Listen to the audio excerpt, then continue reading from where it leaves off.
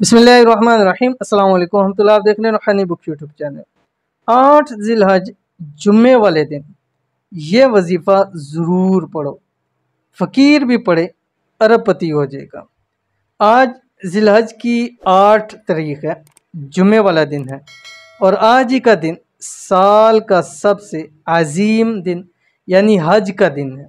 आज की वीडियो में इस ख़ास दिन का जो अमल शेयर करने जा रहा हूँ, अगर आपने कर लिया ये ख़ास अमल इंतहाई आसान है। 2 काम करने हैं आपने, क्या मैं भी बताऊंगा। अगर आज के दिन में आप गरीब फ़कीर भी हैं, जेब में आपका घर में रिज्क नहीं है, जेब में पैसे नहीं हैं, तंगियां हैं, परेशानियां हैं, ये अमल कर लें तो इंशाअल्लाह लजीज़ अगला हज का दिन आने से पहले पहले अरबपति हो जाओगे। ये आपको गारंटी शुदा बता रहा हूँ। आपको 8 जिलहज का वजीफ़ा, इस वजीफ़े को आज ही यानी जुम्मे वाले दिन ज़रूर करना है। 2 काम आपने करने हैं, ठीक है। वजीफ़ा मैं आपको बताऊंगा। वजीफ़ा करने से पहले आपने एक तस्बीह दुरूशी पढ़नी है, कोई सी भी दुरूशी पढ़नी है। अब आपने करना ये है जो आपकी स्क्रीन के ऊपर आ रहा है, बिस्मिल्लाहिर्रहमानिर्रहीम अल वाहिदुल अहद, ठीक है।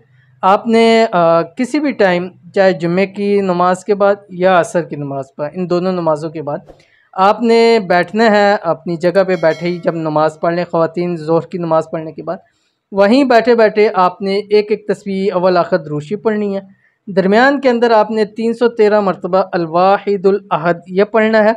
और दूसरा काम आपने ये करना है कि आपने लाल स्याही वाला पेन लेना है और 3 मरतबा अव्वल आखिर दुरूशी पढ़ के उस लाल स्याही से आपने एक वाइट पेपर लेके उसके ऊपर 3 मरतबा ये लिखना है अल वाहिदुल अहद, अल वाहिदुल अहद, अल वाहिदुल अहद। ये 3 मरतबा लिखना है, उसको फोल्ड करना है।